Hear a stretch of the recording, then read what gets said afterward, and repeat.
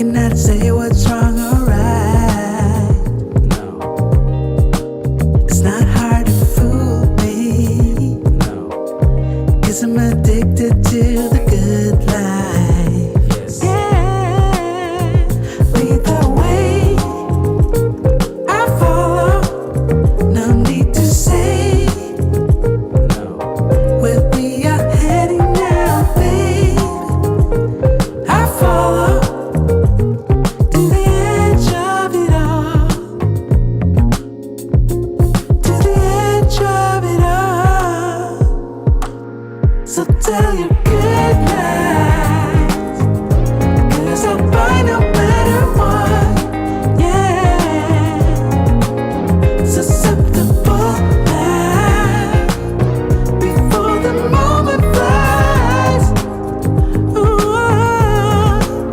So tell your good lies. 'Cause I'll buy no matter what. Ooh. Susceptible now. Before the moment flies. It's not a problem. No. 'Cause I know what I'm getting into. Yes. Yeah. Get them up. Nothing can stop me. Come on. 'Cause I'm addicted to what you and I realize. Lead the way. Man. I follow. No need to say. Let me We down. are heading now, babe. I follow. To the edge of it all. So tell your good lies. 'Cause I'll buy no matter what. Yeah. Susceptible now. Before the moment flies. Before it flies. So tell your good lies. 'Cause I'll buy no matter what. Susceptible now. Before the moment flies. Yeah. Bobbity bobbity bop. We're back. Shout out to the confident, intelligent, and assertive men out there, the CIA. One love to the feminine, beautiful, inspirational ladies in the house, none other than the FBI. How we doing, everybody? Your godfather is back in the house, and the house is, of course, packed. One thing I want to make sure we do is get the likes up, folks. Get the likes up, get the likes up, get the likes up. Today is going to be an action-packed stream. What else is new, right? I know there's a lot of news going on today with the Supreme Court and what they did with the Roe v. Wade. I get it. But your godfather has to do what he has to do. So I'm going to ask you guys to stay focused on tonight. Candle of the evening from Le Labo, Cologne 17. Think of it as a nice summer breeze. Amber, musk, and citrus notes. Beautiful candle for the summer. Fragrance of the day. As we're in spring, I decided to pull out probably one of Creed's best fragrances ever. This one is called Spice and Wood. And this, without a doubt, is probably one of the best fragrances Creed has ever made. It's straight up for men. Spice and Wood. It is great, spicy and woody. What are you gonna make? I mean, I'm just telling you, it's dope. All right, here's what we need to do. Hit the like button. I know there's a Met Gala going on. I actually reached out to lead attorney and Dennis Sperling and kind of gave them a heads up with the Roe v. Wade decision. So I guess they're going live tonight too. So the audience is kind of split. But we'll roll with it. Let's get it. Let's get it. So, guys, you look in the you see this, the title, The self-love of modern woman, of modern women.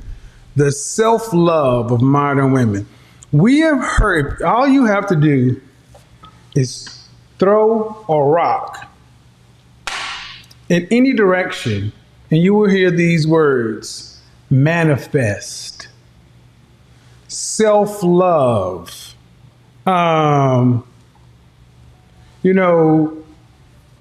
my truth. All of these aggrandized words for a lot of women today. And, I'm not going to lie. If you're a woman, I'm quite sure it makes you feel good to have somebody tell you you are the sugar honey iced tea, and that all you have to do is worry about you and yourself. So to that end, on Friday, I talked about how we're going to talk about Mimi. Mimi, the Mimi generation. Me, I. And if you haven't noticed, I have been going quite a bit on this whole bad chick, boss chick culture. Okay? So on Instagram, I posted several photographs of somebody that I'm sure most people did not know. Her name was Grace Jones. And Grace Jones, I said, for all these boss chick bad, so many overqualified women are proclaiming themselves to be, here's what it looks like. Study and learn. There would be no Little Kim, Nicki Minaj, Eve, Beyonce, or any of these people without Grace Jones. Grace Jones was the original I don't give a F woman. Yes, there's Diahann Carroll, Diana Ross, all of these other icons, Dorothy Dandridge and blah, blah, blah. But all those women are much more sophisticated and mainstream. Grace Jones is in a class by herself. Grace Jones is on the level of Freddie Mercury of Queen. Grace Jones is on the level of a Jimi Hendrix and a Prince and a Bob Marley. It is a one-in-a-lifetime person, somebody who transcends everything. Back in the 70s, Grace Jones was tall, dark-skinned, angular facial structure, and she had an attitude that she destroyed fashion. Anytime Grace Jones was in a fashion show, she destroyed it. These women are talking about walking in. Grace Jones wrecked shit. Then she didn't even know, not only did she do fashion, she did high fashion, better than all the European models. So when I hear black women talking about European beauty standards, Grace motherfucking Jones. She took it to the white girls, as you think, and kicked in their ass in their show. And then she decided, hey, I want to sing. And she had arguably a productive and successful singing rock career. Then she acted. Grace Jones is one of the only people to ever whoop James Bond's ass.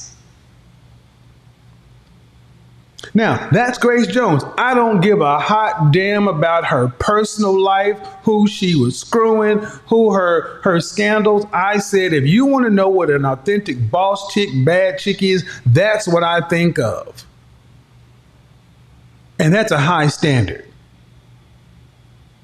Why is that important? Because when you decide to live a life like Grace Jones, when you decide to live a life at that me, there's a cost. There's a cost for men and there's a cost for women. But unlike most people, Grace Jones knew the cost and she paid it gladly. She paid it gladly. So I'm going to say this to everybody under 40. If you don't know who I posted, I will say me posting Grace Jones on Instagram and Facebook was both a learning experience and it's also a culture experience. That was some of the most sad responses I've seen. And I'm gonna tell black men and black women alike, you need to do better. Saying that the woman looked like a man, I'm like, she may not be your type. She's definitely not my type. But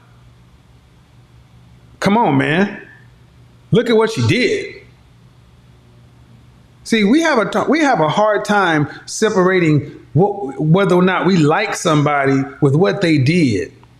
We got a real problem with that in our community, and that's why I just let it rock out. I tell you, some of the most juvenile responses came out of women's mouths and men's mouths. You told on yourself. And see, that's what I wanted to get. And this is what I'm talking about, the selfishness of modern women. Modern women talk a lot of schnit. But when it gets right down to it, you tell on yourselves all day long. Because in order to be a boss chick, a bad chick, or whatever, you got to be willing to pay the cost. So today we're going to talk about the self-love of the modern woman. The women that came before paved the way for what a lot of women today take for granted. And I want you guys to see what the end of the road tends to look like for modern women who put self first above everything else. Now, you may not like what I'm about to show you. You may not agree, but I'm going to tell you, I find it hard to believe that, well, you know what? I got a better example. I'll just show you better than I can tell you. I'll show you better than I can tell you. Because unless you can outdo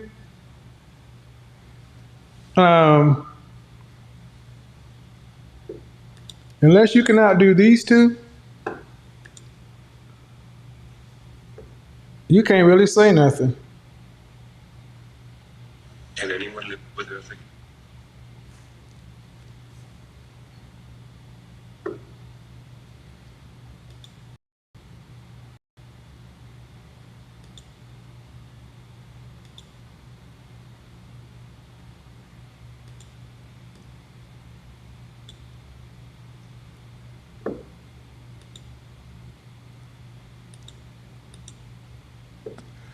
All right, let's see.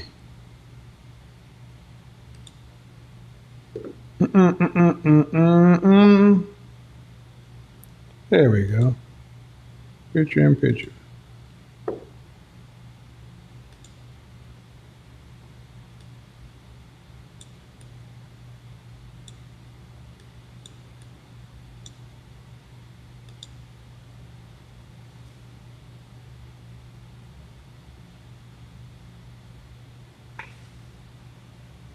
Can anyone live with Eartha Kitt? That's not for me to decide. Not for someone who decides to live with me to decide. Not for me. But are you willing to compromise within a relationship? To compromise?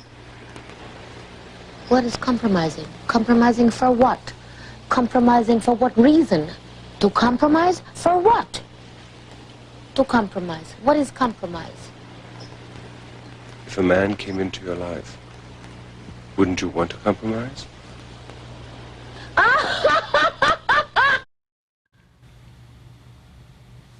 I want you guys to understand something. What you're seeing right now is a woman who actually had the receipts to show that she lived this self-love, my this, my that. And this is what it tends to look like. Tends to look like for far too many of our women. Many people have seen this clip, but I want you to understand what it means. Was I married 4 times? Yes, I was. I confess I was married I confess I was married 4 times. And the reason I'm smiling is because I spent a lot of time giving the men involved in some of these relationships a very bad reputation. I'm not saying that I ever said anything that wasn't true. It was all true. Except that the reason that this one human being kept choosing selection poor, not able to evaluate whether this should be a friendship or there should be a marriage. I wanted to be married. And so when the opportunity was there to do so, I did it. I had not lived alone.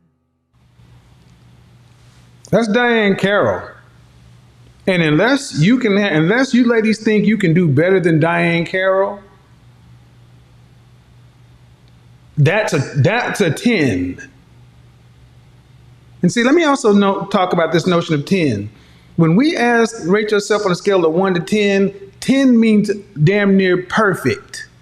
See, what a lot of women today are doing is they're doing this split thing. They're starting to say, I rate myself as a 10 because I feel bold about myself. But I'm not a 10 as in the terms of perfect. It's bullshit. Quite frankly, I didn't know how to do that. I'm not sure that I know how to do it today. But I did think that it was time for me to stop and try to answer these questions for myself. Pay I attention. decided to come back to Los Angeles and learn to live alone. I did learn.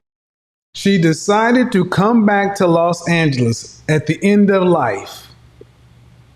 After 4 attempts of marriage, a woman who has had more than most of you could ever dream of. And she's facing with some very real things.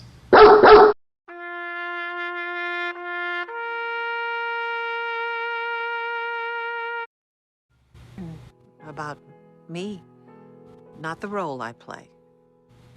And it's difficult to learn to live alone. It's difficult because I'm difficult. I'm not easy to live with. It's difficult to learn to live alone.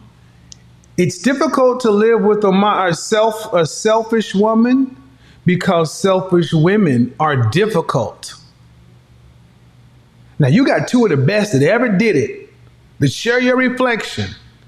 At the end of life, one is humble and reflective and coming at it with humility, and the other is cackling.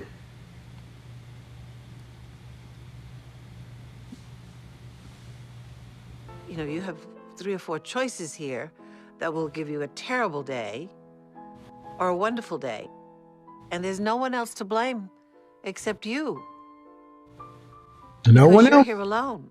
You can't say he did this or he did that. It's all you. And you don't seem to want to make yourself extremely happy the way you wanted other people to come along to make you extremely happy. Nobody can make you extremely happy but you. Come on now. I was an old lady before I understood that. Boom. I was an old lady before I understood. She started out apologizing to the men that she faulted. 4 chances at it. 4 marriages. This is Diahann Carroll we're talking about. And at the end of her life, she had to go back to LA to finally wrestle with the fact that she is a difficult person. And what she has left is nothing except her. So a lot of people say in my tone and this and that, I am trying to get so many of you women to understand that this is what it looks like when you are a selfish, self-concerned woman. They have painted the picture that it sounds so good. But unless you are better than Grace Jones, Diahann Carroll, Eartha Kitt, Dorothy Dandridge, Lena Horne, the list goes on, you better pay attention. You better pay attention because that's Diahann Carroll, an icon. Well, let's hear what Can anyone live with Eartha Kitt? That's not for me to decide. Not for someone who decides to live with me to decide. Not for me. But are you willing to compromise within a relationship? To compromise? What is compromising? in her golden years. Look at that look. Compromise. What? And I want you guys to understand the voodoo she's going to pull with words that made so many women say, ooh, she's cold, she's this, she's that. But look in her eyes, ladies. Look in her eyes and ask yourself, do you want this to be your final act? Compromising for what? Compromising for what reason? To compromise for what? To compromise. What is compromise? If a man came into your life, wouldn't you want to compromise? Stupid. Who believes that laugh? Who believes that laugh was genuine?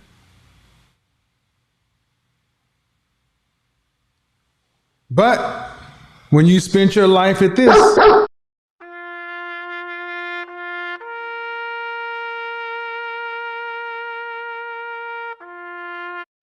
it's all you got. This is all they got left.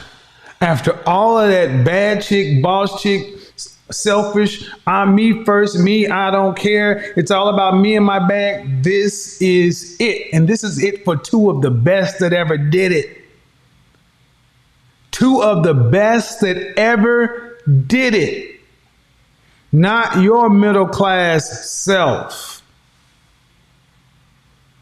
A man comes into my life and I have to compromise? You must think about that one again.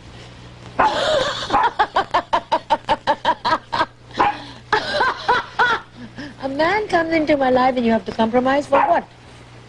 For what? For what? A relationship is a relationship that has to be earned. Oh, she thought she dropped knowledge. A relationship that has to be earned, meaning a relationship with her has to be earned. You're coming into my life. And that is what so many me, I, selfish modern women are really telling you, gentlemen, that you are not on their level. You are coming into their life. You are coming to their lifestyle. That is why you can have women with children from other men, never married, expecting to get men who are making 6 figures annually, and then expecting strict monogamy and want 100% commitment for a man that they only have to share part of their free time. Part of their free time. Because they are so great and wonderful. Because they are everything. See, this is what so many women, you are talking about equally yoked. When you talk about equally yoked, a man wants equal investment. You need to invest your time and your feminine affects to compensate for his resources. There is no equally yoked with today's modern woman because they don't have the time. I want you to understand attention, but it's that lifestyle. You get to be with Eartha. You get to be with me. Come into my life, my life, my life, my life, my life. Who's in your life? Not to compromise for. And I love relationships. I think they're fantastic. They're wonderful. I think they're great. I think there's nothing in the world more beautiful than falling in love. Falling in love. But falling in love for... Falling in love. I want you to pay attention to what she's about to say right now. Modern women, this was your grandmother. This was likely your mother. These are the women that gave birth to baby boomers and Generation X. Marcus, Stranger. These are the women that gave birth to this warped thinking of this fantasy of earning and falling in love and, unrequited love and this chaotic pull, up, down, yin, yang. And this is what a chaotic, selfish, modern woman looks like in the end. The right reason, falling in love for the right purpose, falling in love. Falling in love. In love. When you fall in love,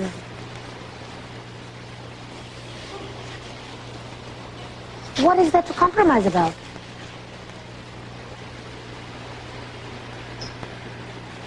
Isn't love Pay attention.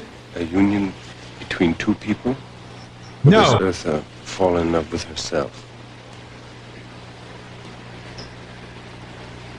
I think Can anyone live with Eartha Kitt?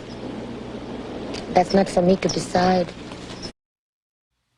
Is love a union between two people? Or does Eartha fall in love with Eartha? And that's the trick. Nothing in the world more beautiful than falling in love. But falling in love for the right reason, falling in love for the right purpose, falling in love. Falling in love. Look at You her. fall in love. She looks crazy.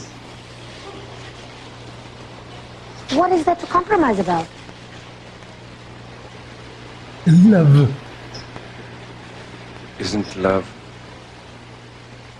a union between two people? Or does Look at- Eartha fall in love with herself? I want you guys to look at that look on her face. Look at that. That is a woman who recognizes she's been outed.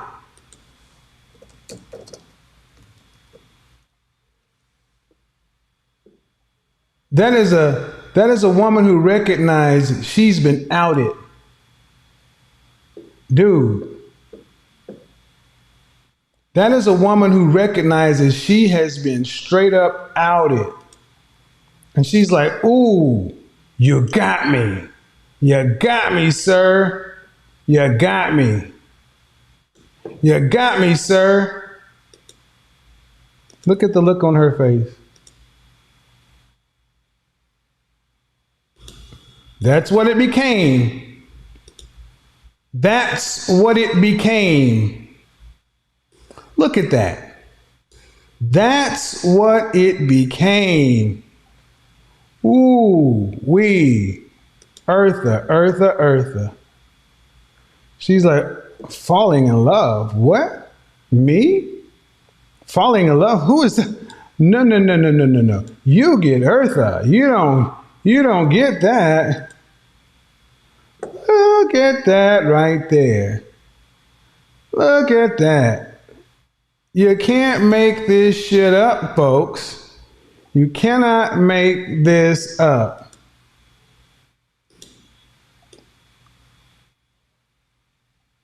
You're a mean one, Eartha Kitt. You're a nasty, waspy soul. I mean, shout out to Eartha. Her career, man, she was fearless. But this is what it looks like. That's why I'm like, pay attention.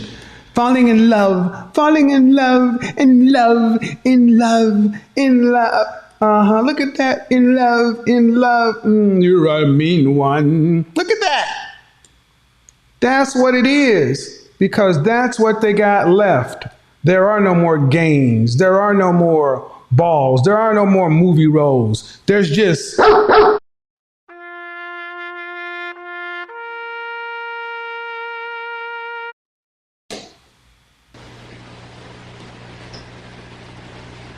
I think if you were to think about it in terms of analyzing,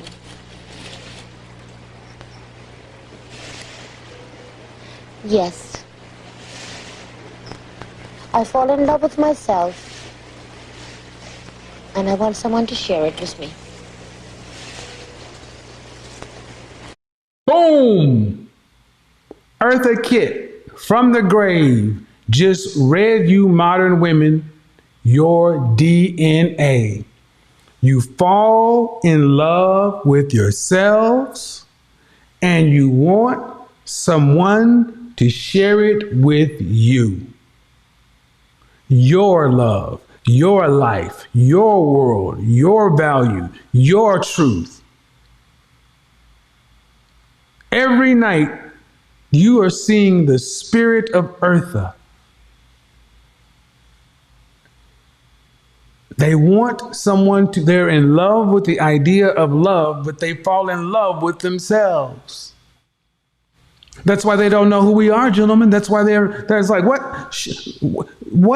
I only have 2 hours, maybe a day for you, but you need to be waiting for me because I am me. And you're falling in love with me, so you get bored. I want someone to share me with me. Share me with me. Look at that look on her face. Look. Has that happened? Bye, Waylon! Bye! No, it hasn't. Many times. In many. Has it happened? Hell no, it did not happen. That's why she's yelling at neighbors and her housekeepers and everything else. The dog is barking because the dog is what she was left with. Ladies, I don't sit here to say this stuff to embarrass you, but I just want you to understand that Eartha Kitt was better than you. She had more, but so many women are in love with themselves. Modern women are in love with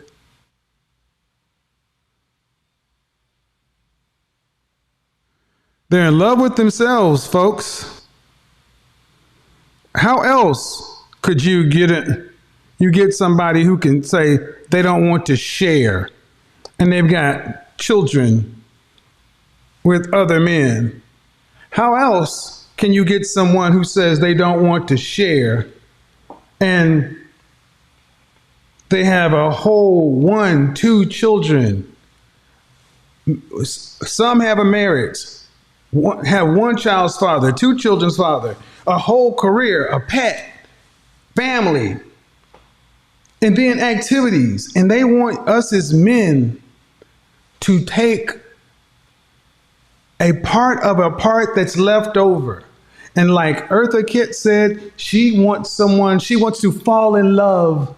That's a feeling. And she wants somebody to fall, and she wants someone to share the feeling she has when she's in love, when it's about her. Modern women are, and then the selfishness of modern women. The selfishness, and it's called self-love. No, it's not self-love. It's selfish. And that's why I say one of the most insidious things they've told these women, self-love, self-love, self-love. No, you're being selfish. Selfishness of modern women. To where you look at, like I said, I posted Grace Jones up there, and I talked about, if you want to know what a boss chick was, it's Grace Jones. One of the best that ever did it. And she was brash and bold, and she accepted everything that came along with it. And like I said, on Instagram, on Facebook, Facebook was actually Facebook was really sad. Sorry, I don't know that one. Facebook was really sad, honestly. I saw some of the most disgusting behavior from us today. And I'm like, man, y'all don't even know who you're talking about. But Grace Jones and Diahann Carroll and all those other people, those women were more sophisticates. She was out there. And like I said, when you want to live that way, it comes with trade-offs. Diahann Carroll, you look at that Oprah video, 4 marriages. And she said, I did not learn until I was an old woman that the issue was me. And now she spent the last days living alone. If Diahann Carroll had to buy a dog, and that's what it means to die alone, folks, ladies, Diahann Carroll. Diahann Carroll is better than you will ever be. And she didn't learn until it was too late. So get over the fact that you don't like my tone. My tone is matched with my sense of urgency. That's the problem. Because far too many women today are talking about they want a man on their level, on their terms. And this is this selfishness, this self-love. It means I can ask for the best of the best. I can ask for a millionaire because I'm a 10. Now, I'm not perfect, but I'm a 10 in the fact that I think very highly of myself. No 10 means you're damn near perfect.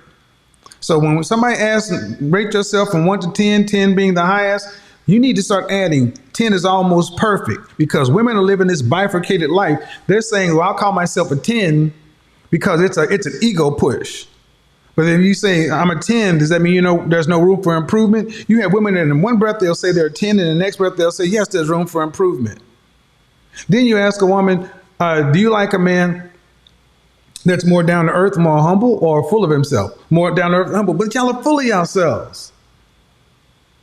The issue with the self-love, the selfishness of so many women today is you cannot be equally yoked with a man, because you cannot give a man one of the things he requires most from you: time. Time. Time. Your time is already given to your life, your purpose, your this, your that, your kids, blah, blah, blah. And you want someone to fall in love with you. Now, you want somebody, just like Eartha Kitt says, Eartha Kitt falls in love with herself, and she wants someone to experience her being in love with herself. Absolutely not. That's why women are so addicted to these lifestyles. So when women say they could get with an average man, that's bullshit. They can't get with an average man because they're not okay with reducing their lifestyle. Women really cannot imagine going backwards. They say it, but in practice, they don't do it. So you think about one thing and you ask yourself, do modern women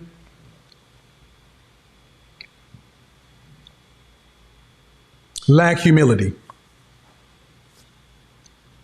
Lack humility, because I am starting to hear more women sound more braggadocious than even some of the most biggest braggarts of men I've ever seen. Come on, folks. We need to get these super chats up. No. 10,000 folks in here, less than 4,000 chat. Nope. All right. So the chat room goes off.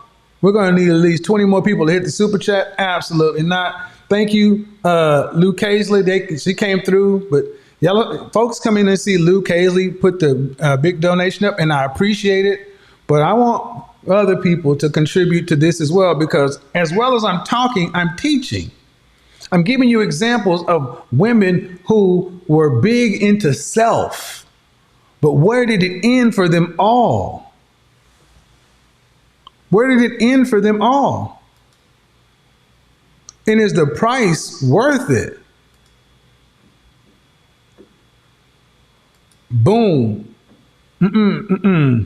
Let's see. All right.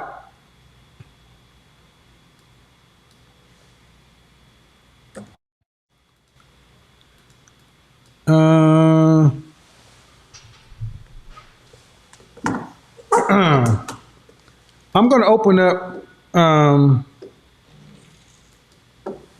going to open up Instagram and bring some folks in, because the truth of the matter is I see this a lot on the gram. Manifest, living my best life, all this other stuff. And at the end of the day, what does it lead most women? Most women are not living their best lives. Most women are just talking crap.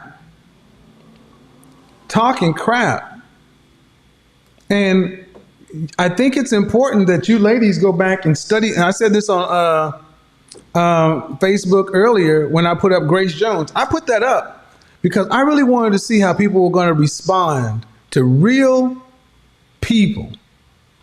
And sadly, more folks are worried about, man, she look how she look. I don't like the way she look. Dude, Grace Jones don't care whether or not you thought she looked like a man. That's some dumb shit, y'all. That's dumb. Supermodels have angular features for a reason.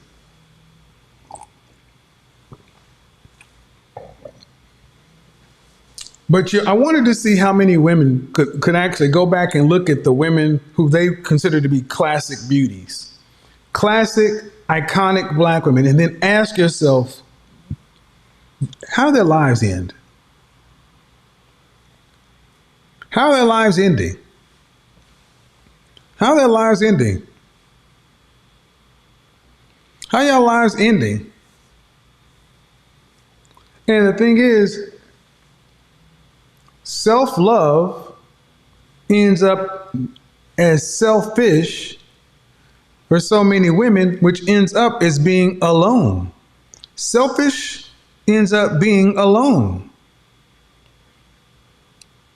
So how can you have all this self-love and not have anybody to share your life with? No. Yeah.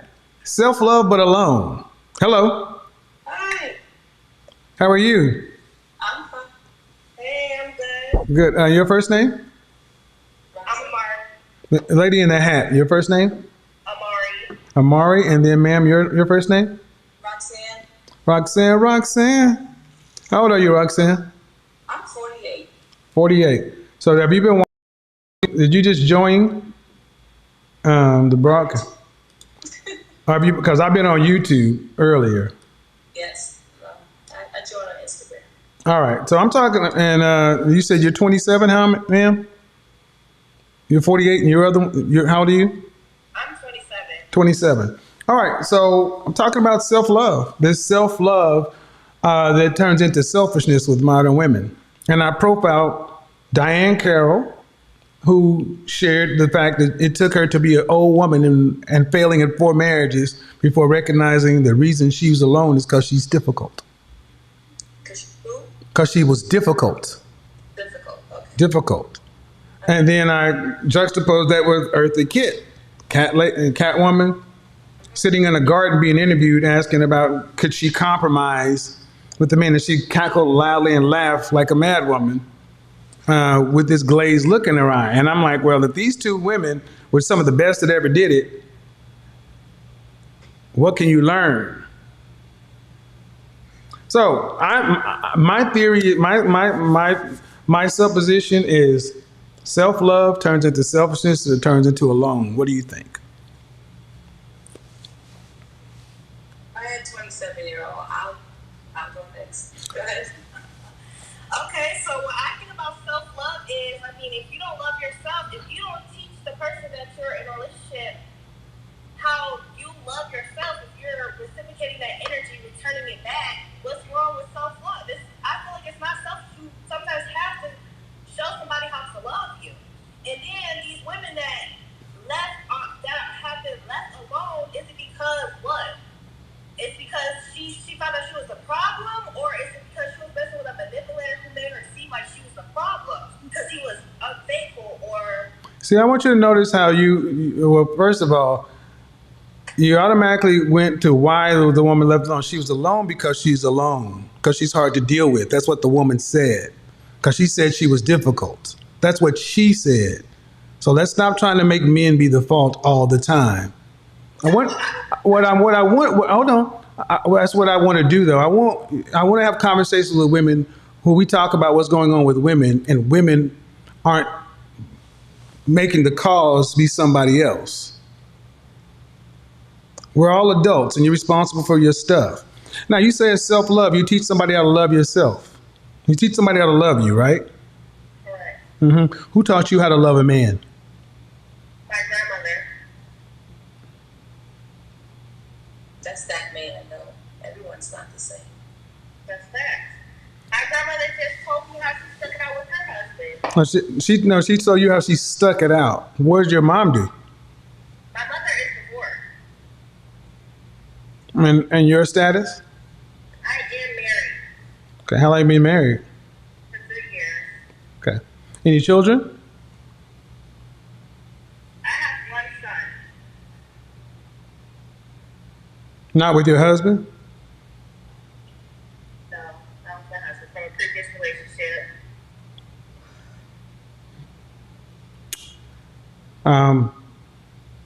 Part of the issue with the way you came in the room is you seem to lack humility.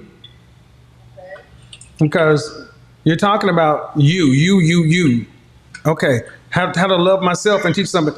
But how do you love your man? How do you love your son? I love them. I love them how I would want to be loved. I'm patient. I'm kind. I'm caring. But do you understand that how you want to be loved is different than a man? Yes, totally. We have different. Absolutely. Then why would you love them the way you want to be loved when you're a woman? Because the bottom line is about respect, mutual respect, putting myself in their shoes, caring, being empathetic, patient. I mean, that's basics.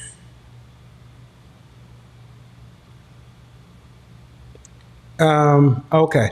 I try to be kind of delicate with married women because you're already with somebody. Someone's chosen you. I hope it works. But I will be honest, overall, the energy you're giving me is same me first modern woman. And it's difficult to get along with. It's about y'all. And I don't put myself first. I'm a mother, but honestly, like my needs are met last. Just being a mom alone. okay. I'm just going on what you've said. Okay. What do you have to say, ma'am? 48. I forgot your name. Go ahead. And you come my Roxanne. Yeah, about things. I mean, I got a lot of things going on right now. 10,000, 18,000 people. face.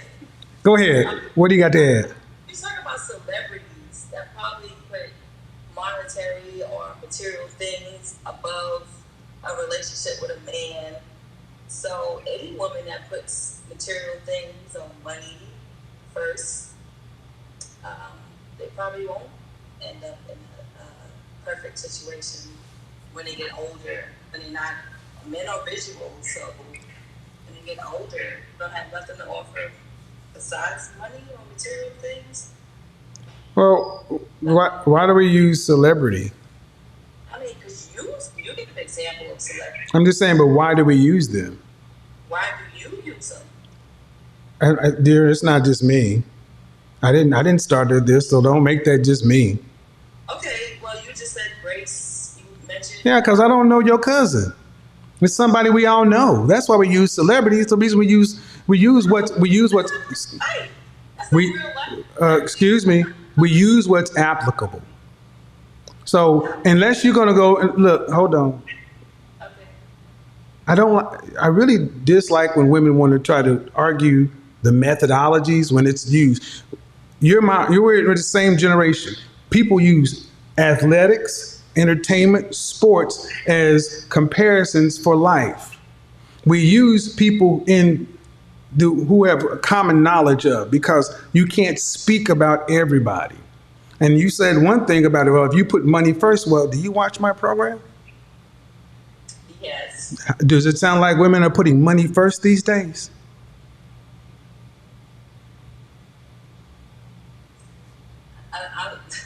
I see. I don't know what to say next because you get offended pretty quick. Does it sound like women are putting money first these days when they're looking for a man?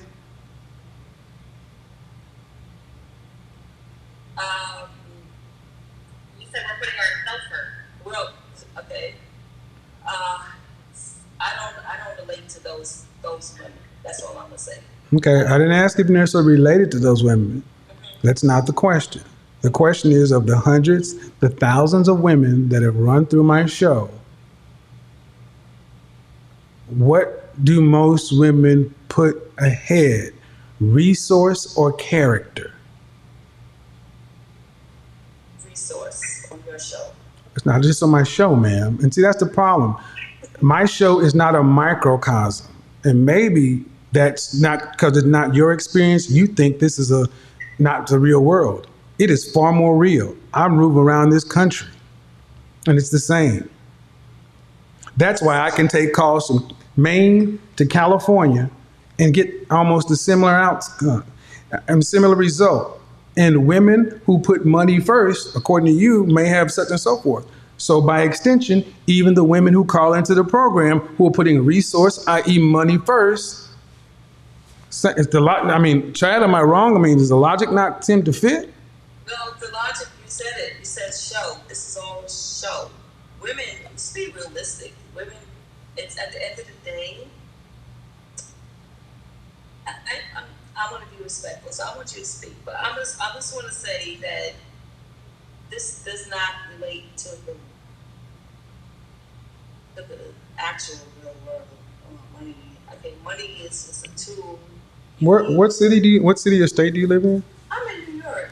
Oh, New York City? Yes, close by. So you think what you're saying relates more to the real world than what happens with millions of people on the platform? It relates to more real women, not the real world, but real women. Who's calling into my show every night? Celebrities? I don't know. Just I'm here and there. Because this is off topic, but Man, but before you do that, you keep saying so either you don't watch. I do. Okay, so You say a lot of. But the women who call into my show, do you think they are a representative sampling of what the dating market is in this country? Yes, I believe it is. Then these are the real women. If it's a representative sampling. That doesn't mean that because it's a representative sampling that it's the real women. It's just like. What does it mean? If it's representative, if it's representative, what does it mean? What does representative mean? It means a lot of people think the same, but they don't represent me. I don't. Okay, let's start right here. Let's start right here. This is one of these logical fallacies that women pull today. It's because you don't represent me or because you don't talk to each and every individual. It's not valid. Are generalizations valid? Excuse me. Are generalizations valid for a conversation? If it applies. Okay, if it applies. So in order for it to apply, does it need to be, it needs to be 50.1% or more one way than the other. True or false? True. Okay, so what you're seeing are generalizations that you may not apply to you, but it is valid. Just because you may be in the 1% or the 2% over here, we're talking about the greater percentage of people. And my thing is why I don't understand why women around your age are still trying to split the hair. Does it matter if it doesn't represent you? What I think, I think you should probably look at it and say, you know what? Why is this happening every night and I seem to be over here? What's the disconnect? I know what the disconnect is. What is that? Truthfully, it's just people in general, just not just listening to everyone's following what everyone else is doing and not being true or genuine to themselves. So, of course, if one woman says, okay, I need this type of person, and this person is high in stature and popularity, then everyone wants to want what that person wants. But one thing does not fit for everyone. Ma'am, where can you go where one thing fits for everyone? Here on social media. No. I want to know where you can go to where one thing fits for everyone, because that makes no sense to me. It never does when say one thing doesn't fit for everyone. Where do you go where one-stop shop is for everybody? Where is that? Where does that exist in life? Well, you just said over 50%. Ma'am, that's not what I know. That over 50% is not one for everyone. I didn't argue. I'm not arguing. I'm just saying that I'm trying to. See, and the thing is, okay. Here's what I find frustrating with women our generation. It's we don't have much life left, and it's like, are you married? I was. So you're not married now. Okay. Are you? Do you want to live the rest of your life by yourself? No. So what's the plan to get with somebody? Well, apparently, I was with my husband for almost 30 years. My first boyfriend at 16. So to be single at this age is crazy because there's not relationships, there's other stuff going on that I'm not familiar with. So my plan is to maybe hopefully some I don't know. I just go with the flow and see what happens with my plans. That's a good. That's a good way to die alone. I got more, That's a good way to die alone. And see, the thing is, you're going with the flow, but your flow seems to be you were in a bubble, and what you've described is people are just followers and they're sheep. So what? And I think that's a very, very arrogant thing for someone to say, especially someone who ain't been out here. But I let you say it because I talked about humility. But you're not, because you're talking about something you're not. You just how long have you been out here? They go since 5 years. So. 5 years, but you were in a relationship since 16. So, ma'am, arguably you've been in a bubble. You don't know. And if the world, and to you, this sounds like, well, this. And I lived in New York, dear. Got news for you. You're the one that's the odd duck. Yes, I am. Right. So understand, maybe, just maybe. Old school romantic. Well, that's okay, but how's that going to work in this world unless you find? So if you're an old school romantic, did your husband pass? Did your husband pass? Huh? Did your husband pass? Nope. Good luck with that. Old school romantic, out of touch. That's fine. I mean, hey, because I think it's interesting that I was saying this the other night, and I was saying the reason I don't date women my age, you're too difficult. Women, and that is more than generally true. I'm genuine. I said your age, man. I didn't say you. See, here's the thing, ma'am. There's a generalization and there's you. If it's not you, let it go. I said your age. And the reason men my age don't tend to date women our age is because women our age tend to be difficult. And go with the flow is what we really want. And I think it's funny because if you go back on the show I did Friday night, I talked to a woman that was 52 and a woman that's 42. And you look in the comment section and you will listen to how exhausting it was to talk to them. Then I had a woman call in that was 23 and 24, and they were both like, thank you. Listening to you, now I'm on a better track because I don't want to be that. Young women are seeing the outcomes women today over 40 have, and they are rejecting them. They don't want it. So if that's not you, cool. But and if you're going to be dating, you need to know what the dating market is, because if you want to date age appropriate, it may be difficult to find a Generation X man to date because of the market. This is why I'm starting to see, I don't know if you've noticed this, but there's a trend, especially with women of a higher socioeconomic status in their 40s, they're tending to start dating young men. Have you noticed that? I have. And why is it? Because they cannot date men on the same socioeconomic status in the same age range. So they got to date down. So anyway, okay, good conversation. I hope it works out for you. I certainly do. Everybody, I think it's interesting that we are just, so many people today just seem to, I don't know, women are just like resistant to, they're all special snowflakes. That's another thing I want to talk about. Me, the me generation. One of the things that is so frustrating with women today, men are so frustrated with the fact that you're all special. No one can say anything. It always depends. There's no box. Women don't want to be categorized. You can't speak for all. One of the biggest things I hear from my female critics and detractors is you lump all women into this or that. I got news for you. You are all this or that. You fit in a box somewhere. And it is time out for women over 40 in particular to stop thinking you're all special snowflakes. You are more alike than you are different. But I want you to go back to the show I did on Friday and show that was what was happening.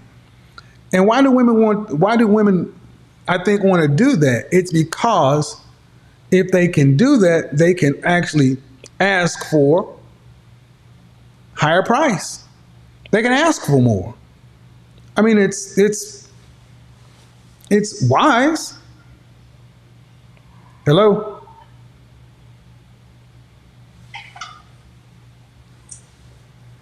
Hello? Hey, Kevin. Hi. Hi, Karma, you didn't say hello. Hello. How old are you? I'm 18. Okay. A little bit too young for this one. Hi, how are you? Good, how are you? I am well. So we're talking about self-love and modern women. But have you guys watched the broadcast from the beginning? Not from the beginning. I tuned in like 15 minutes ago. All right. Did you have a question or anything that you wanted to ask? Because I did something on YouTube first. Is there something you wanted to ask? Like, there's a lot of stuff that I feel like I agree with. Mm-hmm. I feel like there's a lot of stuff that I feel like we can work on as modern women. And I just really want to like tune in on the conversation of whatever you guys want to ask. Okay. Okay, let me bring some other folks in. Because, go ahead. Do what? Okay, let's do what I think. Well, you don't have a question. I mean, we want to. So this is the question. So we're 30 year old. So I'm 30. I'm 29. I just turned 30 this year, and I hear you talk a lot about, like, from the time that that I did chime in. I hear you talk a lot about women our age, or I understand like we depreciate, but I feel like the generation that we live in currently, when it comes to like men our age, I feel like the generation has twisted like so drastically from like the 90s when I was growing up, that it's a lot harder for women to get these kind of guys. Get what kind of guys? I feel like Get what kind of guys we're talking about? I feel like I'm talking about a kind of guy that just earns an honest living, like not a drug dealer type of guy. Somebody that wants more for themselves, that sees more for themselves. Because as far as me, like I'm not in the position that I would have hoped I would be in at 29, but I still see more for myself. Okay, so I'm trying to narrow it down to have a better conversation. What kind of men are we talking about? Do either one of you had kids? I have a child. You do? Both of you have kids? No, I don't. So, to the woman without children, what kind of man are you talking about? Well, I'm talking about a man that, has an honest living, makes, 75 to $1,000 a year, can provide for himself. $75,000 to $100,000 a year? I'm sorry? You said $75,000 to $100,000? Is that what you said? Yeah. And even not just hard work. At the end of the day, What state are you in? We're in Ohio. We're in Ohio. What kind of You're 29, the woman without children, or you 30? I'm 30. Okay, so the woman without children, what kind of professions would a man, what kind of job titles would a man need to have to make $75,000 to $100,000 a year? You can be like an accountant, a bank manager. Bank manager? Yeah. Okay, what are some other ones? He can work in IT. Mm-hmm. Nurse. Do what now? In the medical field. Okay. Ohio, the Midwest. Why do you need? What percentage of men make $100,000? In Ohio. No, period. No, this the same. It's the same nationwide. Say that again, I'm sorry. What's the percentage of men that make $100,000 or more? It's the same percentage nationwide. I'm not sure. Just guess. And just nationwide in Ohio. Nationwide. That's the number we use.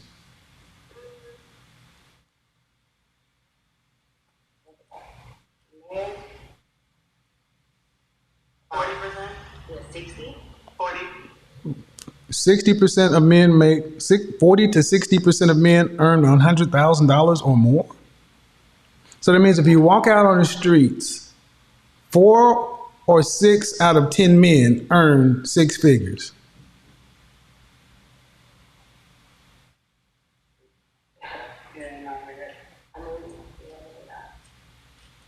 Okay, well, so in that case, you're saying. Well, the first thing you said, these men are hard to find. So the first thing we need to do is identify what we're talking about, what kind of money we're talking about, what kind of jobs we're talking about, and how prevalent those jobs are. Man, 10% of men make that kind of money. And the biggest one you didn't mention is trucking. But in Ohio, in the Midwest, that is a low percentage of 6-figure earners. Why do you need a man making 6 figures? I don't feel like I need it. And I do have a Go ahead. With a almost 5-year-old son. Mm-hmm. Areas possible. Without just those metrics alone, it's inconclusive. Your child is 5? Yes, he'll be 5 in November. How long were you with the father? I was with him for about a year and a half. And why didn't you guys marry? It's like he's kind of, yeah, I mean, the world. He's messed up. It's kind of like an issue with drugs and other things. And I really can't do anything about that. At the end of the day, I have to move on with me and my child and do what's best for us. It depends. I mean, first of all, so it does matter who your child is, and it matters who his father is. It does, because any man coming in, it has to deal with your child and a father. And as someone who's done that, that's one thing that men overwhelmingly don't want to deal with: children, or especially children with problematic fathers. And it also depends on the level you're talking about. If you're talking about men at the upper ends of income, not really. It's not really realistic. The average man, the average black man in this country earns about $41,000 a year. That's $20, roughly $20 an hour. And I don't understand why so many women today who come from middle-class families want these top 10% men. I mean, that's not what your family is, or your grandparents. Why go so high? I just feel like I can't even find this, like, I level. What is that? What is that? I don't know what that level is. I just feel like I can't find a man that's just like working, making an honest living, that actually a relationship. Like, Well, where are you going? That's not what they're caught up. Where are you going? Well, first off, what's your profession? So I work for New York Right. Okay. All right. Where are you going to interact or meet men? Honestly, because I really don't get out that much. Well, that's the problem. You can't catch what you don't fish for. Right. I don't get out Well, and it's not going to get any better. So this is why women tend to get so upset when I mention children, because like, well, I have a kid and I can't just undo this. But the structural things that come along with meeting men require time. So I said early on in the broadcast, the number one, outside of the what you bring to the table, the asset men want most from women is your time. You don't have time to give. How much time do you have to give to a man? So, and you're saying men at the top level, man. First off, Ohio's not a good state to be in as far as top earners. But why do you need a man that's up there? Well, I'm not necessarily saying at the top level, honestly. 50,000, 60,000, 50,000, but it's like about being a hard worker. And I feel like a lot of guys that I come across like a facade, Where do you go to meet men? I go out to the local, to local spots, even when I'm out of town. I travel. Oh, how often? Okay, you have no children. Move. I can't make grass grow in the shade. I mean, single men, are especially upwardly mobile men, are congregated roughly in 10 cities. I'm from Oklahoma. I can't make Oklahoma be what it's not. So it's not a problem with the men. It's the problem with the men in your local area. That's number one. Number two, it's the lack of activity. I don't think many women today are really serious, moving with a sense of urgency, just kind of hoping it happens. Three, if I put you in a room with the kind of men you're talking about, are you what they want? And overwhelmingly, what men want from women is cooperation and femininity. So if you had to rank your level of femininity on a scale from 1 to 10, 10 being the highest, where would you rank your level of femininity?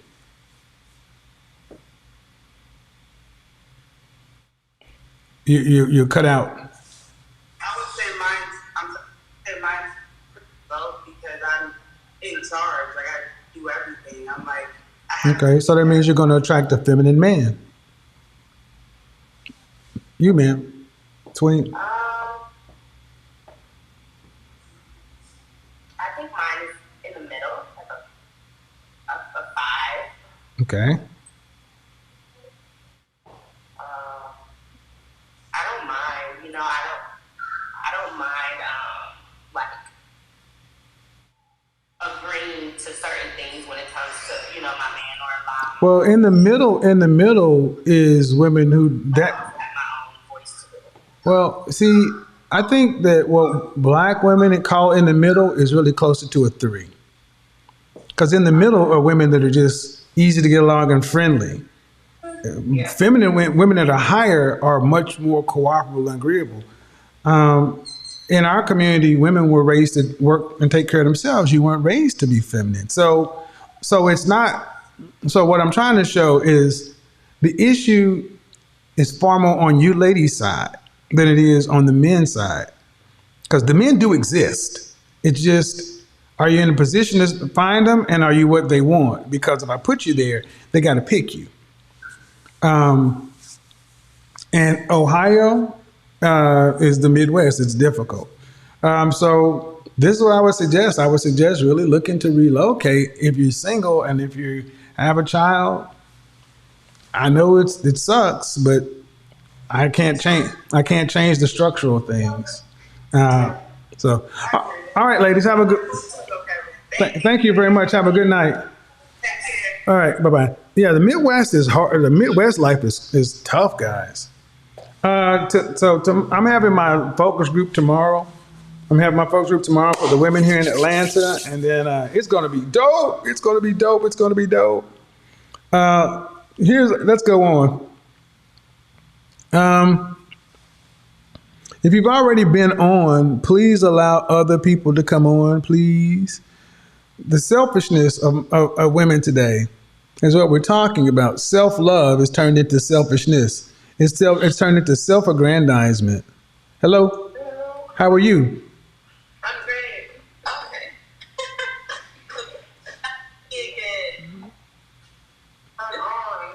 Huh? This off topic, Kevin. I gotta address something. Whoa. You've already been on once, right? Okay, so I'm a size 16. Hold on. You've already been on. Just a second. Let me get to the other lady. All right, you're right. How old are you, ma'am? I am turning 35 on Monday. All right. So, are you single or are you married? I am single. Any children? Yes, I have a daughter and she's 4. All right. So, what kind of relationship are you looking for, if any? Yeah, I'm not looking for a relationship right now. You're 34, 35? I'm 35, basically. Okay. So, when you're 55 years old, what do you want your social life to look like? Well, at 55, I believe I'll be married for sure. Just right now, I don't want a relationship. Were your parents married? Are my parents married? Were they married? Huh? Oh yeah, they're married. They've been married for like 45 years. And so, how you plan on getting married? Well, I'm going to get back in dating soon. Currently, I'm not like wanting to be in a relationship right now. I just feel like I need to focus on myself. So I got on the topic because you were saying like women doing self-love and self-care. Mm-hmm. I'm nervous. That's okay. Being, like selfish, you know. Mm-hmm. And I feel like I am selfish right now. It is selfish. Yeah. Yeah, it is. Like, Okay. on myself. Yeah, it's selfish in the sense that you have a child, Yeah. and life is about more than just self. That's what it comes. I mean, life is about people, and all this self. See, what women tend to not focus on is it's not just like a switch you can turn on and off. I feel like I do that. Though. Well, but no, you don't. Well, see, here's what it is right now.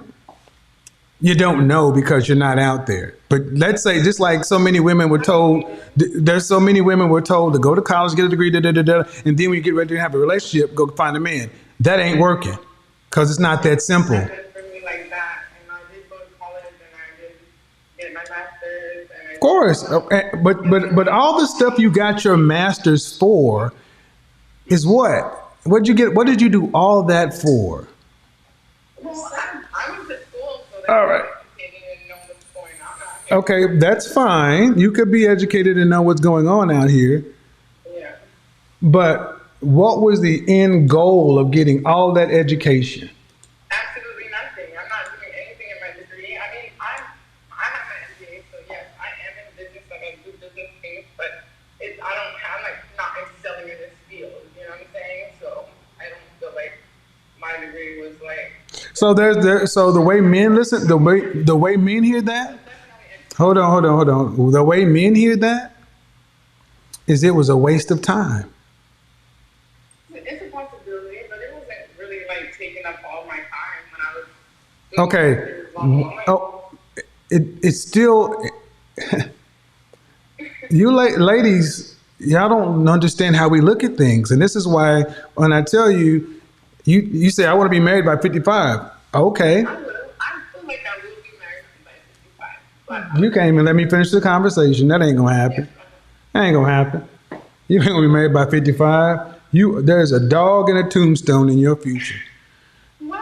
Oh, I don't like dogs. Well, buy a cat, man, because a man damn sure ain't in it, man. Because I want you to understand that you can be right, but I'm gonna tell you, I talk to women every night, and I'm saying that I know the men that you ladies are going to have to deal with. And they look at women who go to school to get their masters, and all men are saying is, when women say you need a man on your level, gentlemen, start asking them what their net worth is. Who does that? Trust me, plenty of women do that. Plenty of women do it. Maybe not you eat the meats without the bones. It doesn't matter if it's not you. Doesn't matter. But at the end of the day, ma'am, what makes you so confident that when you decide you're ready for a relationship, that you're going to, how long do you think it'll take you to find a husband when you decide you're ready? Well, I would say I feel like it's a 5-year process Within 5 years of meeting somebody? No, I'm just saying to actually, I mean, based on the relationship, you just never know, but I'm saying for sure, like a guarantee, I say it would be at least 5 years to at least say, I found this guy, we've been knowing each other this 5 years, and we could get married between this time. So it's going to take at least 5 years to after you find somebody. Not find somebody, actually get married. Right. I feel like I can find somebody. I feel like I can find somebody. So if you found somebody, so let's say, listen what I'm asking. I'm sure I'm hearing what you hear. Let's just say today, for sake of argument, okay? Let's just say today, for the sake of argument. Let's just say today you were ready to be in a relationship. And if you found somebody tomorrow, how long do you think it would take you before you were married to the person you're ready to be with and you found them tomorrow? I would say to be married for 5 years. All right. So this is why you won't be married. Because number one, ain't no man worth marrying gonna wait no damn 5 years to marry no older woman. Number one, ma'am. 5 years is ridiculously long time to be dealing with somebody and not married. See, this is why I want you to, and this is this self-love stuff, because self-love puts you ladies in what I call your queen energy, where y'all don't take in new information. Y'all think y'all know everything. And what you can make is debt and babies. But you can't make relationships and marriages. You can't make families. You can't make communities. Y'all can make talking points and memes.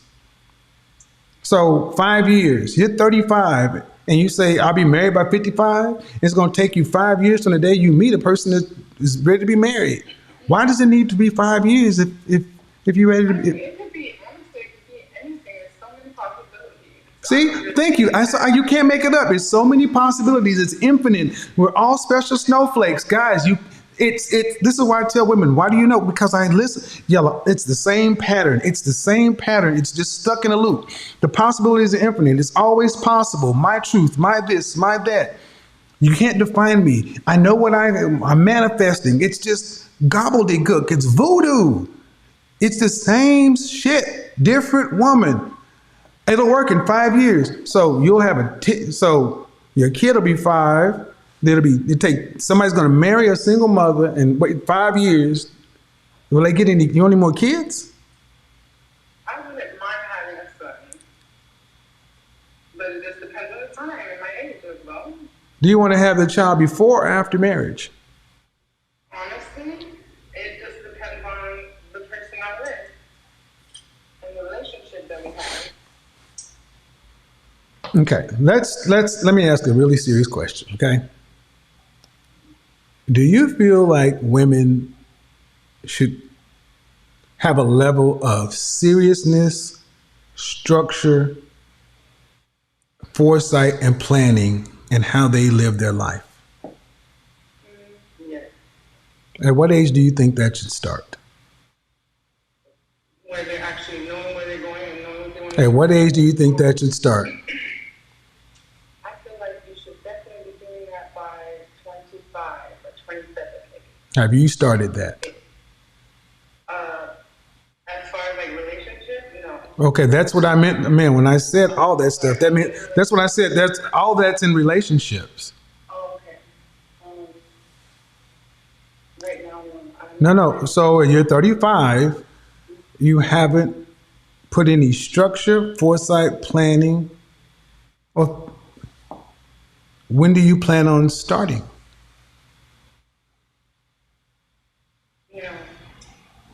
So I want folks to understand why I don't tend to date women over 35. And I'll tell you why. It's because that doesn't mean you're bad people. It's just, you're either too out there, you resist structure, planning. It's just go with the flow. And what it really comes down to, a lot of you ladies are driven by fear. Because if you really trusted something was going to work and be good for you, you wouldn't wait 5 years to do it. This is a fact. Honestly, if something outstanding happened in my life and it happened, I would definitely jump on board and all the rules would be gone. Well, that's what I wanted you guys. That's why I played the Diahann Carroll video. It is up to you, not up to somebody to fix that. That's why Diahann Carroll was so important to lead out. Remember, 4 marriages? And she said, the reason I have to get comfortable living alone at this age is because I'm difficult. I'm difficult to live with because I'm a difficult person. You didn't see the video. And she said basically, you know what? It's me to make myself happy, not somebody else. So man, with all this stuff you talked about right now,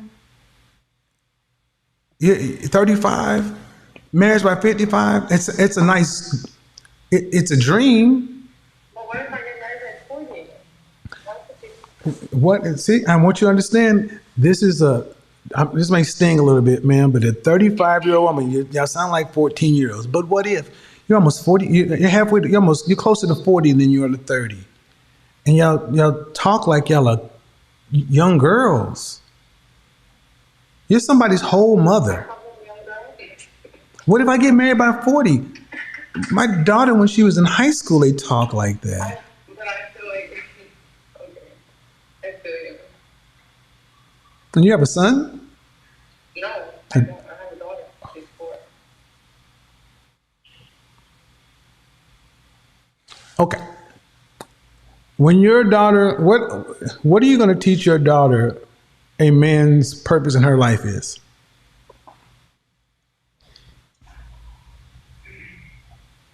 I would say definitely to protect her and secure her and preserve her as well. What are you going to teach your daughter her purpose in a man's life is? To be loving and nurturing and building a family. How are you going to demonstrate both of these things to your daughter? That's what I'm going to work on. I just haven't put too much effort in it. At what age do you think your daughter starts looking for these things? Oh, I feel like it would be happening, honestly, right now even. Right. So if that's the case, and listen, ma'am, that's why I said this self-love is so selfish, because your daughter's looking for the things you said you're going to teach her right now, but you ain't the least bit worried about them right now. So that means you can't teach her. You can't demonstrate it because you're worried about yourself. You focused on yourself.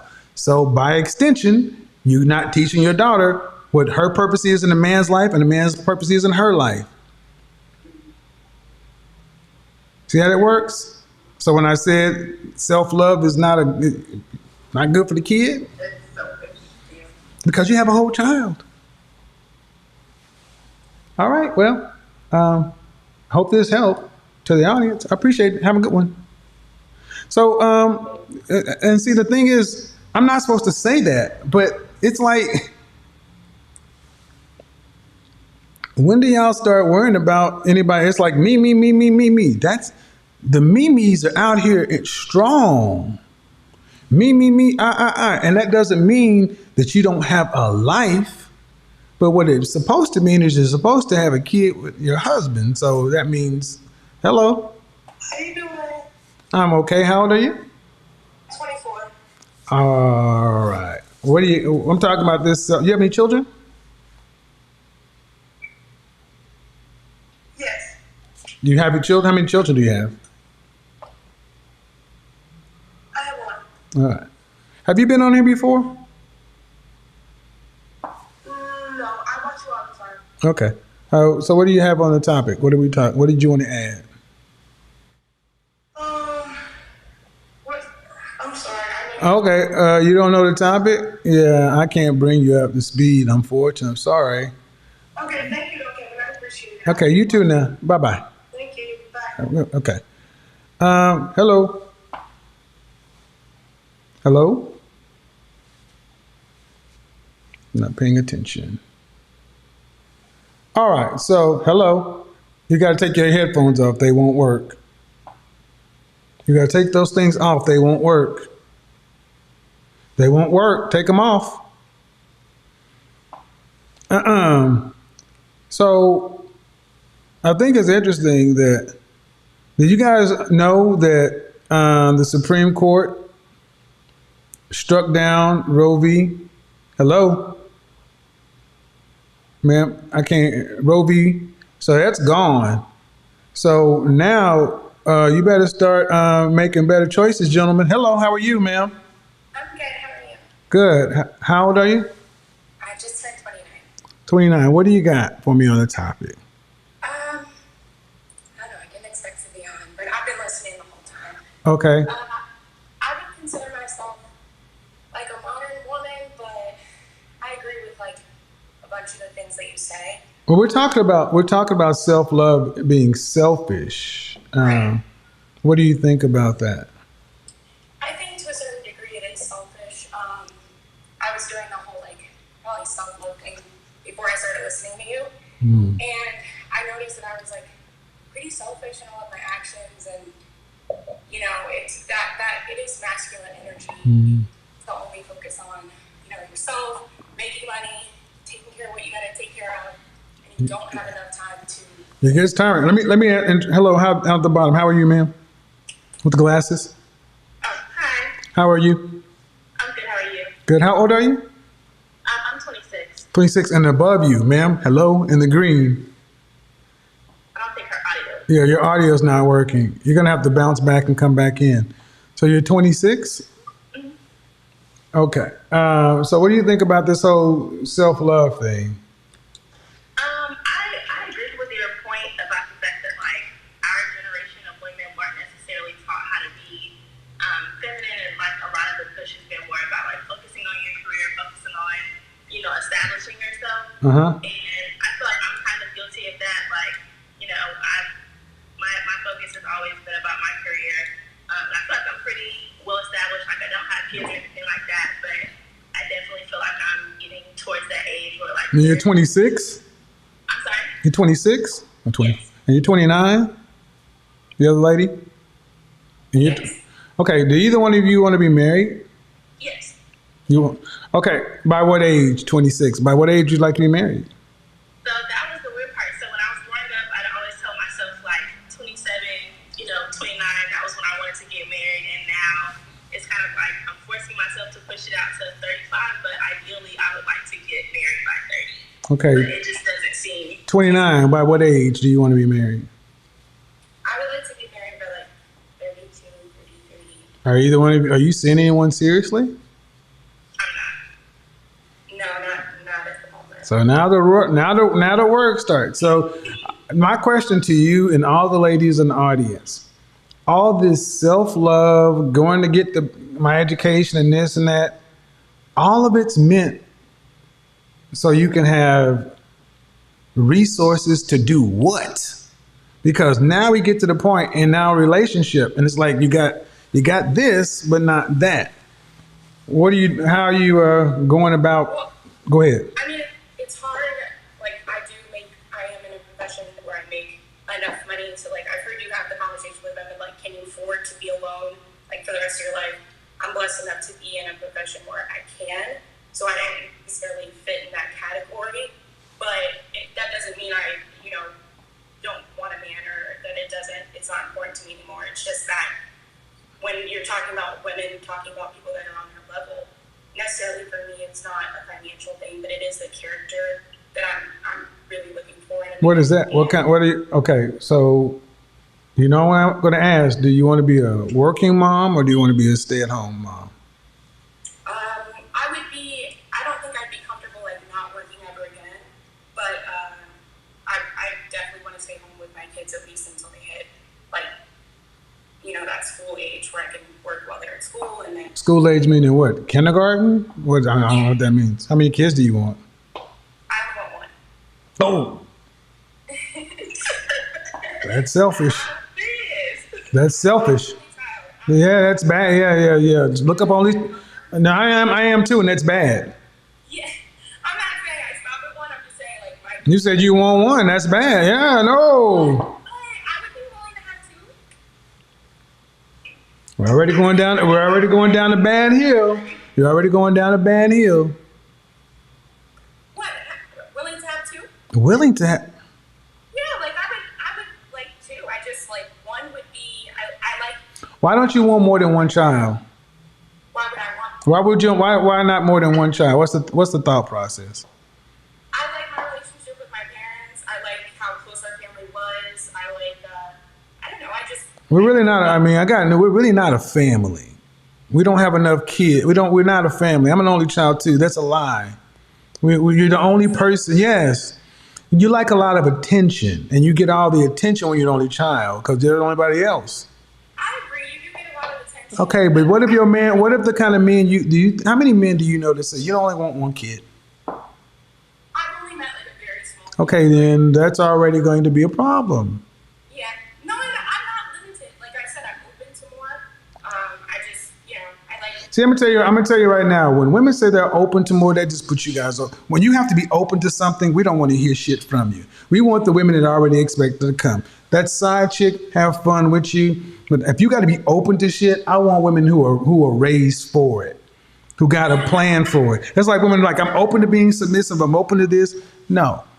No. I wouldn't go that far. I'm just saying, like, when I was growing up, I was like, oh, I love my family. I love what we've created here. We're very tight knit. And I think I have a great family. My parents are married. They've been married for years. So, what I know, that's what I know. Yeah, I also know only child syndrome. It's not a good thing. How many kids do you want to have, ma'am? How many kids would you like to have? I would say 3 is like a nice target, but I'm open to that number fluctuating. Yeah, I mean, one kid really ain't no family, man. That's too much damn pressure. Look at what's going on in China. The one child policy is ruining that country. It's a lot of pressure for one kid. I didn't have pressure. I really didn't. I didn't have pressure. You are lonely? No, my experience, I will say I've met only child, but it's a different experience. They have the syndrome, 100% agree. I just had a good experience. I have a great experience, but it was still empty. You don't, okay. I don't know any only child that does not understand how empty it was. And okay, either way, it's fine. But here's the reality. Here's the reality. You don't give a shit what you want. It's about what your husband wants. If he wants kids and you're not going to have, and I'm telling you this, I'll be open to more. It sounds selfish to men. For whatever your reason is, it's like, what do you got to do that's more important than have my kids? No, nothing. That's what men are thinking. Well, I mean, I hear the opposite when women say that they want 3, and then you bash them for like, how much do they need to make? Oh, don't bash shit. I just do the math. Right, and so then they realize that like, oh, maybe 3 is a little bit too extreme for what I want. No, it's not no, understand the disconnect. I want to be really clear because that's dangerous what you just said. Okay. I don't listen. Okay, but I want you to understand. The reason I let women understand is because they're not in the position to pay for the kids. When most women today talk about children, they talk about children in the selfie mode. They don't think about the math mode. They think about not the kids. I say, do you want your kids to be able to go to college? Yes. Do you want to be able to travel domestically and internationally? They want luxury life. If I met a woman who said, I want 3 kids and I could live at an average man's salary and we budget like the rest of the freaking country and I would be happy and submit and we'd be good, that's no problem. It's not the kids. It's the lifestyle they want with the kids because then so. Go ahead. So what is your advice if the woman is like making enough money and creating the lifestyle that she would want for her family, but there's not like a lot of men out there that can kind of lower your lifestyle. Okay, I'm gonna be honest. Ladies want to know, here's my advice. Lower your lifestyle to match your sexual marketplace value because that's the kind of man you're gonna attract. This is a problem too many women have today. Women today, not you, I'm just gonna say women today are going out and creating the kind of lifestyle I want, but the lifestyle you want has to match the man that can afford that. Because unless when a woman is in a position to be the breadwinner, inevitably you start hearing women talk about, I feel like I got another kid. There's a disrespect that comes along. Why can't women, I want to know why our women cannot live at $41,000 a year, because that's what the average black man makes, and the average white man makes 52. The average Hispanic man makes 36. So we're... Is that not like based off of where you live though? Because I know it's super hard to live off of 40K in Atlanta. No, it's not. It feels like it. Rent is super high here. Were your mother and father married? No, but my Stop. So how did they do it before then? I feel like the cost of living was a little bit lower. No, it's not. Okay, no. Man, I want you to think about what you're saying. How many, if the national average for a four person family is 42,000 total, where are you talking about rent in Atlanta? What neighborhoods? Well, see, I mean, most of my parents rent near. So What neighborhoods are you talking about when you say living in Atlanta? What neighborhoods? So when I was thinking, I'm talking about like living in like Buckhead, Vinings area, like closer to the inside of the perimeter. You are how old again? 26. And your profession? I'm an engineer. When you're in Buckhead, how many 26-year-olds are living there? A lot. All my friends are engineers. That's why I'm feeling like maybe my vantage point is a little bit different. But I'm saying, man, I live in Okay, no. First off, Buckhead ain't where we supposed to be living anyway. You're too young to afford Buckhead. Buckhead is where you get to when you in your 40s. You get a starter home.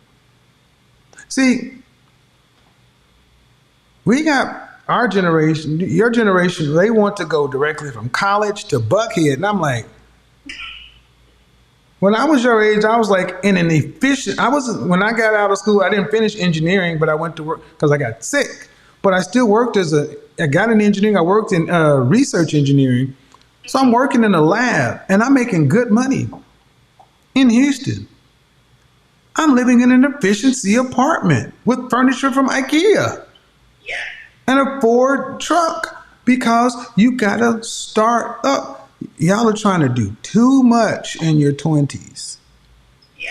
I mean, I ended up buying a house. Oh, Jesus, that was the next fucking word out of my mouth. Y'all are trying to buy homes, and this is what makes you unattractive. Gentlemen, start asking, when women ask you where they work, ask them how much they charge for submission, and then ask them, what is their net? Do they have a negative net worth? Because all these masters and bachelors and masters and PhDs and everything else, all that shit don't matter. You're making 75, 80. What is your net worth? And I'm going to guarantee you, you're all in debt. Do you have student loan debt? You have student loan debt? How much? Over 5 figures? I have 60K. Over 5 figures. And then you have a mortgage. That's more debt. It's like,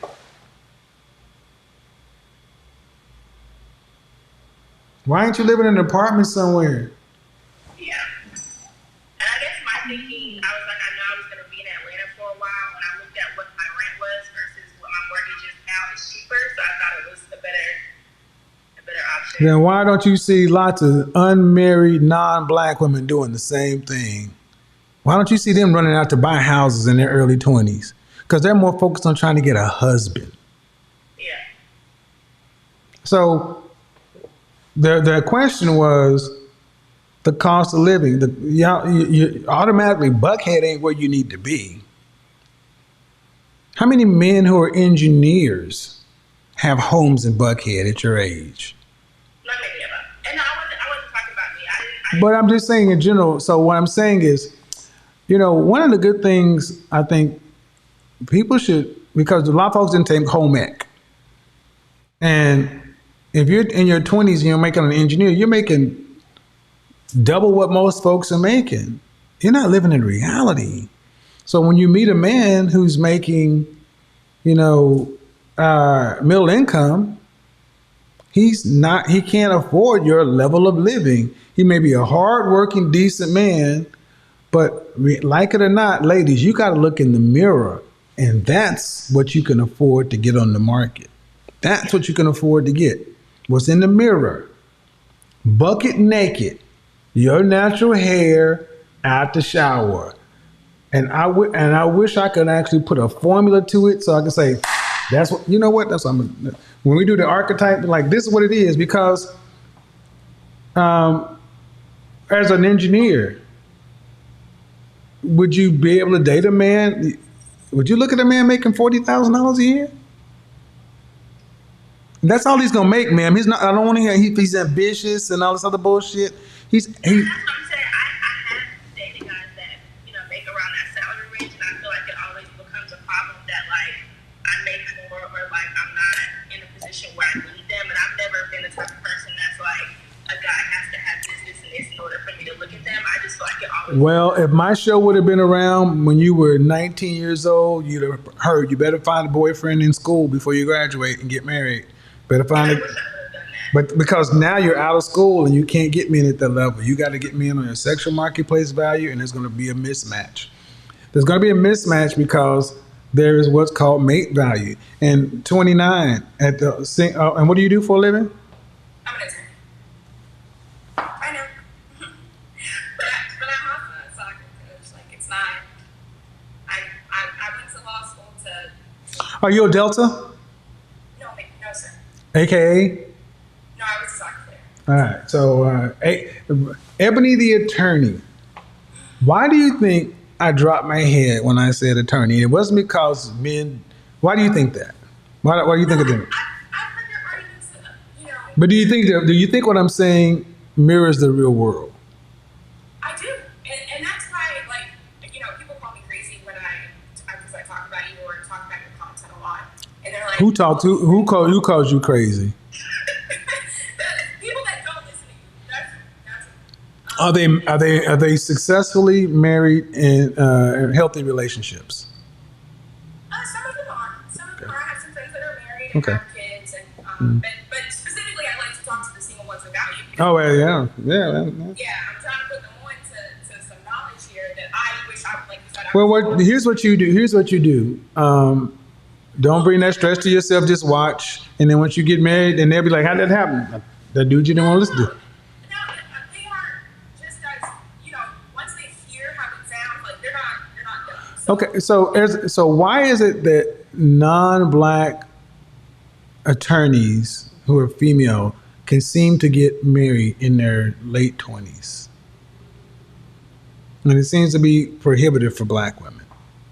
I don't think it's prohibited. I do I have a community here of black women in Miami that are attorneys, and I will say, just we have there's just some I know just that I went to law school with. It's not like we hang out or anything. It's just. But you're in Miami. I am Miami. Ma'am, it is prohibitive for black women who are attorneys marriage. So I'm saying it's not because you're an engineer or a doctor or a dentist or a pharmacist. It's our culture. And you're in Miami and an attorney as a female. That's going to be really challenging to find a mate. I'll say this. I consider myself pretty realistic for my sexual market value. I'm not going to sit here and say I'm a 10. I think I attract who I'm attracted to, and it generally works out. And I've had the spectrum of men on the scale of what they make as well. Okay. So, I've had men that make way more than me, and I've had men that make way less than me. Okay. And for me, it's not about that. It's about character. Well, you're in the wrong city for character. Well, yeah, I don't. The men I've been dating don't live in Miami. Okay. When are you leaving? I'm sorry. When are you leaving? When am I leaving Miami?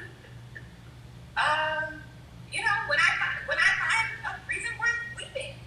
I meet a lot of people here in Miami because they come here, especially She not listening. 26. You said what? You're not listening. I'm not listening. No, dear. Listen to me, okay? You're the youngest you're ever gonna be, right? In Miami, by virtue of what it is, 20 years ago I wouldn't say this, but Miami is not a relationship. I've spent 6 months, 6 different trips down there. And every time I go, I see more and more and more beautiful women, and they're all saying the same thing. Miami is not a place where people go to do relationships. Miami and Las Vegas are the same. And Miami's worse because you got so many people down there fronting. People are having a good time. You get a lot of game. And your clock is ticking. So why Miami if you know it's not putting you in geography? Yes, long distance relationships can be done for a short period of time. It'd be far better to live in Austin. If you're realistic, you got to be realistic with your geography too. I'm just saying that you got to be realistic with your geography because Miami. Whoo. Anyway. I was going to ask you. So let's say you do have that spectrum of because it sounds like she's maybe in the same place that financially you're not looking for a man to make more than you, and you're not necessarily. What's the question? Make it quick question. What's the question? You're not turning your nose up either at the 41,000. Okay. Is there a point where you still have to quote unquote settle for something, even though it's still not fulfilling those characteristics that you're looking for? I don't understand. I mean, so I'm not clear. How I'm understanding money. If you're okay with a man who's earning average income, right, then you have a broader selection to pick on character. Right, I agree. Okay, then what's the question? Well, I'm saying with women who have strong character and strong work ethic, I think that's kind of where we're having the trouble with dating, is that there's a lot to choose from when you're being realistic about your sexual market value and you don't have these high standards. No, it's not really. Not really. It's not really a lot to choose from. You start with, let's assume you're a wife. You start with the men who want to be husbands. Right. That drops the pool drastically. That drops the pool drastically. Dating, the pool is 100.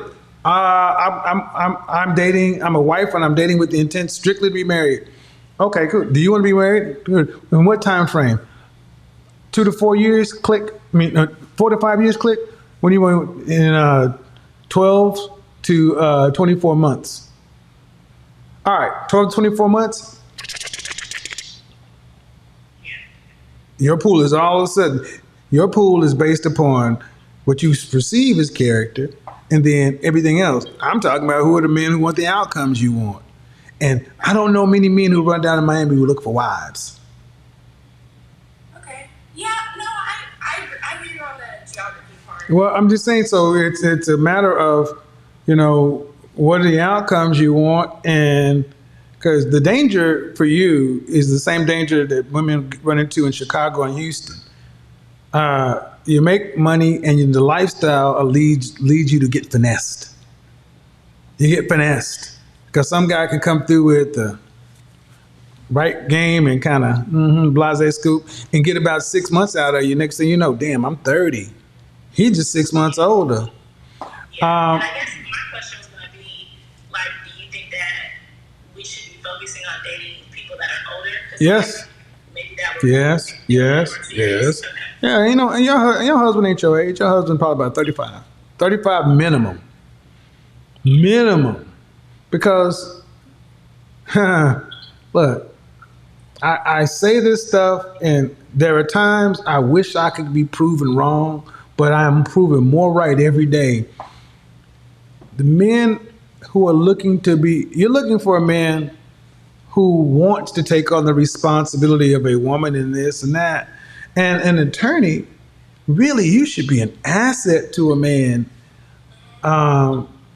Instead of men fearing you, they should fear the union. But the reason you're not you, but what reason women aren't today is because of this self-first thing.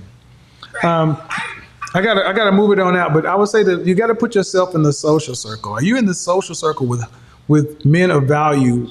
That mean they're high value, but men of value, men of productive, competitive, successful, character-driven men. Are you in a social circle where you interact with these men in public regularly? Yeah, I think I am, just by way of a lot of my tech associates. Okay, what about you, 29? I mean, yes, Nope. No, there's no yes, but nope. And that's the problem. Yeah, I was gonna say not a lot of black men. I will say that. So yeah. 2.5 black men. We got plenty of black men. This is not okay. It's Miami more than anything else. That's what I'm saying. It's Miami more than anything else because of the geography. And shout out to Miami.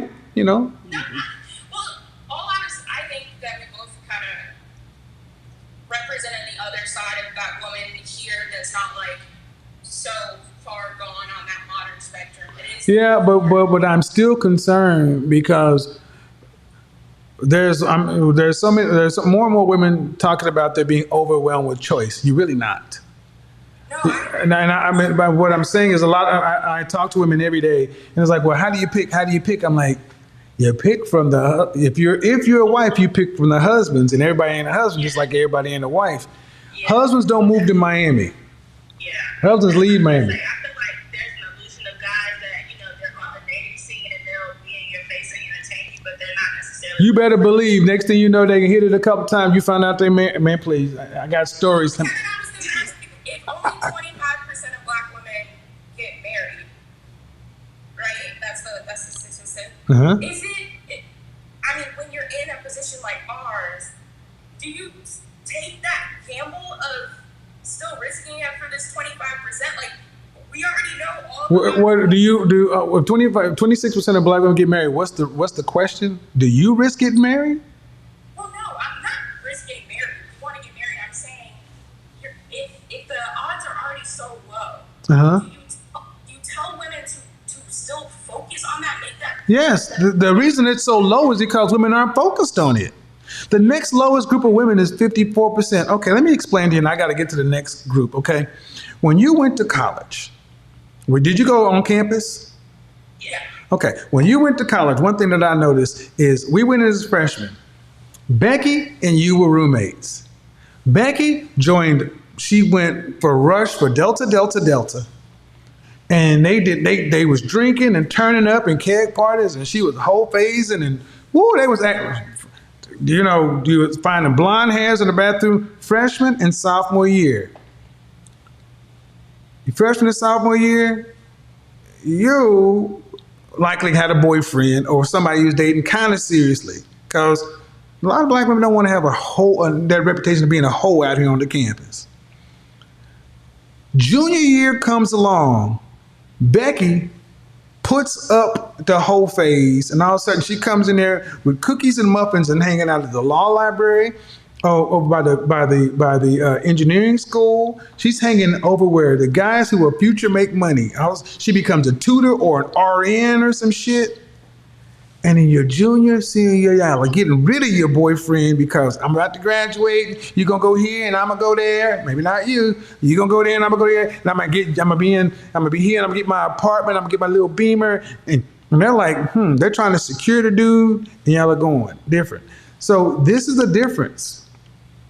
That's why the next lowest group of married women is married at a 54% rate, because they are told to get married at an earlier age. Get a guy, bank on a guy in your college years who has the work ethic, drive, and potential, and work with that guy versus trying to do it the way we do it now. Go out and try to earn and put yourself in a position to try to meet him at the finish line. That ain't how that works. Well, no,